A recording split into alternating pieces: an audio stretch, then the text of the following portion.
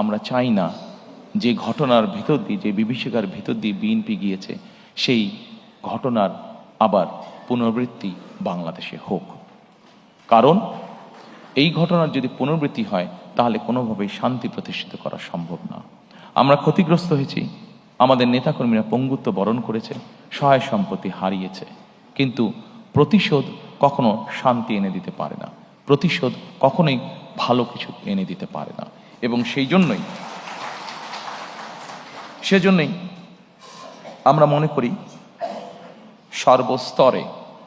সর্বস্তরে যত দ্রুত সম্ভব দ্রুততার সাথে সর্বস্তরে আইনের শাসন প্রতিষ্ঠিত করাই একমাত্র এই দেশ এবং জাতিকে রক্ষা করতে পারে।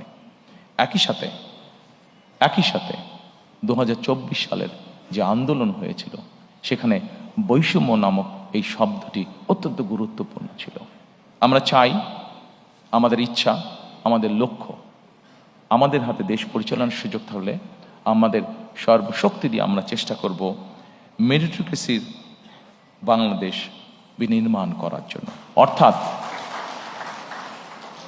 প্রিয় সহকর্মীবৃন্দ, প্রিয় উপস্থিতিবৃন্দ, একটি বিষয় আজকে আমাদেরকে অনুধাবন করতে হবে।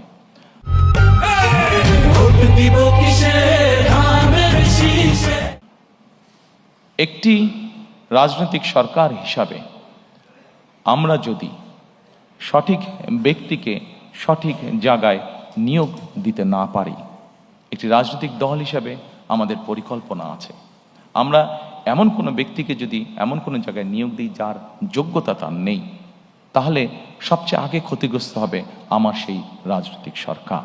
কারণ আমার পরিকল্পনা বাস্তবায়নের যোগ্যতাই তার নেই। ফলে ক্ষতিগ্রস্ত হবে দেশ, ক্ষতিগ্রস্ত হবে দেশের জনগণ।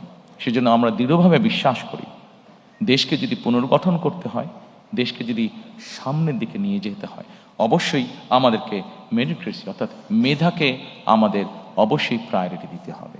যার যেই যোগ্যতা যেখানে, তাকে আমরা দিতে পারি।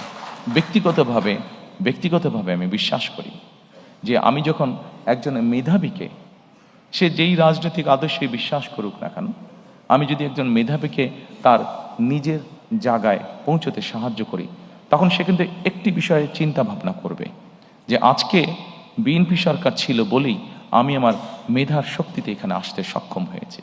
কাজেই বিএনপি সরকার নিরপেক্ষতা নিশ্চিত করেছে। কাজেই আমি চেষ্টা করব যে বিএনপি সরকার নিরপেক্ষভাবে যাতে তার কাজ করতে পারে, সেই চেষ্টা আমি করব।